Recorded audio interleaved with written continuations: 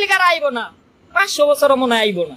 হ্যাঁ, আইতে পারতে পারে 20-30 বছর পর। কেমনে জানেন?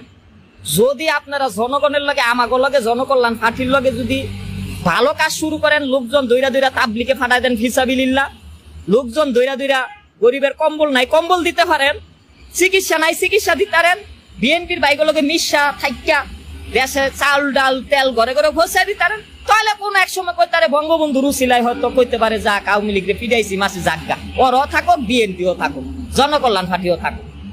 তার আগে আওয়ামী লীগ 100 বছর ক্ষমতায় আইব না। কেন আইব না জানেন? যেই কাম রে আপনারা করছেন, যেই নির্যাতন আমারে করছেন, সবাই জানে।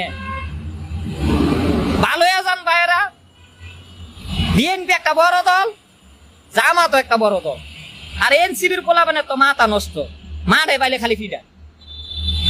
এখন আমার জনকল্যাণ পার্টি হলো সর্বোত্তম পার্টি। আমি সিটির মেয়রটা চাইতাছি। এখন আপনি বিএনপি করেন, আপনি এনসিবি করেন, আপনি জামাত করেন, হেফাজত করেন, আওয়ামী লীগ করেন, আমার কোনো সমস্যা নাই। আপনি আকাম না করলে আমি আপনার কিচ্ছু বলবো না। রাস্তায় নামলে তো ভাই বাধ্য হই আপনাকে ঠেকাম। রাস্তায় নামবেন না, মায়ের খায়েন না, খেপায়েন না, বিএনপি কে খেপায়েন না, জামাতকে খেপায়েন না। সিটি মেয়র ইলেকশন হবে, সেটার পক্ষে থাকেন। সিটি শহরটা যদি সন্ত্রাস মুক্ত হয়, দেখ, তারপরে রাজশাহী শহর, খুলনা শহর, বিভাগীয় শহরগুলো যদি সন্ত্রাস মুক্ত হয়, তাহলে নির্বাচন, জাতীয় নির্বাচন তাড়াতাড়ি হয়ে যাবো গা। সিটিতে সন্ত্রাস থাকলে নির্বাচন দেরি হয়ে যাবো গা। ডক্টর ইউনূস আর নির্বাচন আর দিবে না।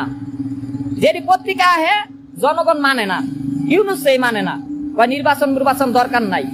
আমি কিন্তু নির্বাচন চাই। আগে সিটির মেয়র নির্বাচনটা হোক ঢাকায়, ঢাকার একটা শান্তি শৃঙ্খলা, যেই বিএনপি আইলে বিএনপি আইব, জনকল্যাণ পার্টি আইলে জনকল্যাণ পার্টি।